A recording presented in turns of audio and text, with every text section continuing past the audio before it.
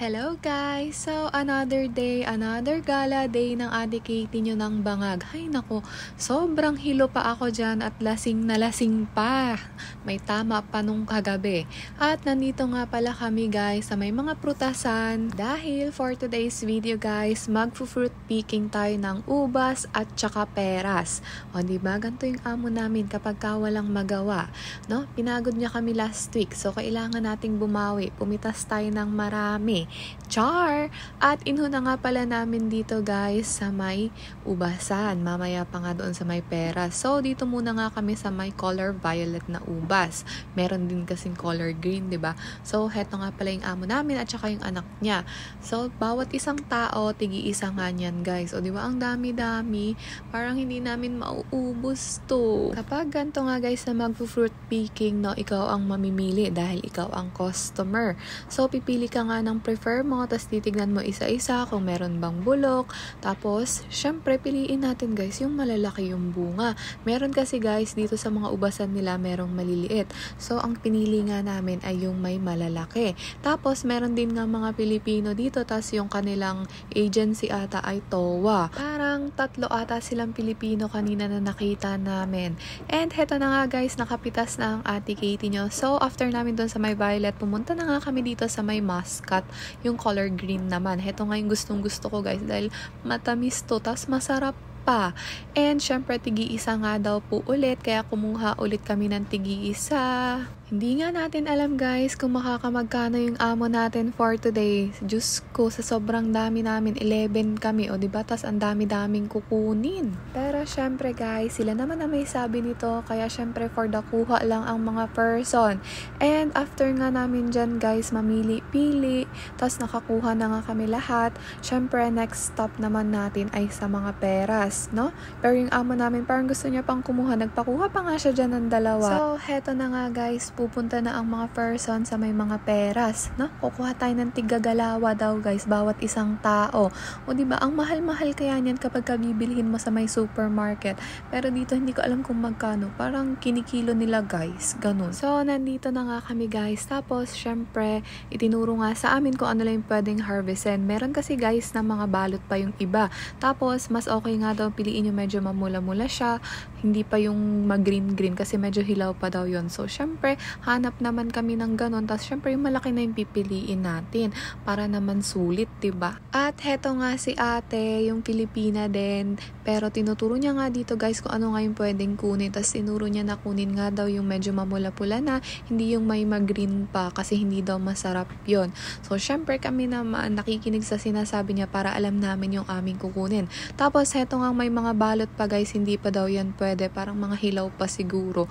Kaya, yung mga nakatanggal na ang balot, yun na yung for the harvest. At kakaikot ng Ate Katie nyo, heto na nga guys, parang meron na ako nakita, kaya lang meron siyang itim, kaya yun, pili ulit tayo ng iba.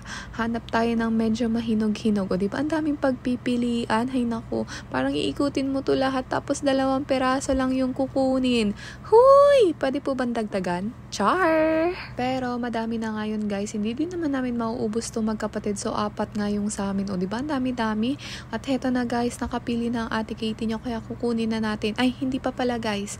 Hilaw pala yung ibabaw nun. So pipili ulit tayo. O diba? Ang hirap mamili guys kasi ang daming choices. So, for the hanap ulit tayo guys, at heto na nga meron na tayong napili. Syempre, i-check natin yan kung meron bang damage o kaya yung nabugbog siya, may pasa, mga ganun, may itim. So, ayan guys, wala naman, clear. Char! So, heto na guys. Ito na yung first pick ng Ate Katie nyo. Yung 2 kasi dyan guys, sa kapatid ko yun. Yun yung kanyang nakuha. At heto na nga yung ating second pick. O, diba? Ang lalaki ng nakuha ng Ate Katie niya, tas mahinog-hinog na din. Pwede na natin tong kainin mamaya. At heto nga pala yung kapatid ko, o diba? Heto yung video niya. Nahuli lang yung video niya guys. Pero heto yung kanyang napili kanina. Tapos yan nga, siya na din yung may bit-bit ng ubas. Ang dami naming ubas. Pero favorite naman ng Ate Katie niya. Kaya go! Kakainin natin yan lahat guys. Lalo na yung ubas na green. Pag ayaw ng kapatid ko, sa akin na lang kyang. Char! Pero syempre, hating kapatid. Huwag tayong madamot. Huy! At heto na nga guys yung kanyang first pick. O, diba? Nakahanap na din siya. Malaki-laki din yung kanyang nakuha. Tapos, mahinog na nga yan guys.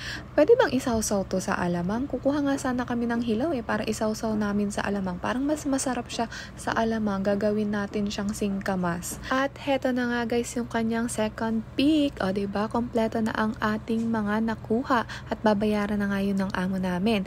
And after nga namin doon guys sa may fruit picking, nandito naman kami sa may mountain. O, diba? Punta kaming Yama. Kasi nga, ayan guys, Diyos mio, sasakay kami nung sasakay kami ng tren, paakyat pa doon sa may pinakatuktok bago natin marating iyon. Alam nyo ba guys, hilong-hilo pa talaga ako dito tapos hindi nga ako nakakain kanina kasi nga ayun, sobrang sama talaga ng pakiramdam ko. Kasi nga gusto ko pang sumuka. Pagkagising ko nga ng umaga, Diyos ko, talaga naman nagtawag ng uwak ang ate Katie nyo. Ay, nakakahiyaman kagabi. Tapos andun pa anak ng amo namin. Ay, Diyos me, naman talaga. At heto na nga guys, nakasakay na kami dito sa kanilang tren, char. Nakasakay na kami dito. Ayan guys, napakabagal. Diyos me, parang pag nilakad mo, mauuna ka pa. Huy! Marami nga din nagpupunta dito guys kasi nga parang tourist spot nga din to. Ayan guys, ang dami din nagpupunta mga person, 'di ba? Tapos may bayad nga ata lahat 'yan. Pati yung pagsakay dito, o 'di ba? Ay Diyos ko po, sasakay ang ate Kitty nyo dito, lulain pa naman ako. Tapos takot pa nga ako sa heights. Ano yun? Pagkasakay ko nga dito, nanginginig-nginig pa ako. Diyos me, naman talaga. At heto nga si Ate Maika, 'di ba? Pagkaganda, pagkakinis naman talaga. Syempre, next naman sasakay ay yung maganda kong kapatid, o 'di ba? Hindi naman to takot sa heights, guys. Hindi naman siya lulain. Sanay nga to umakyat ng bubong, walang takot. Tapos gusto niya nga yung mga matrill na rides. Hindi ko siya kagaya guys. Takot kasi ako sa heights.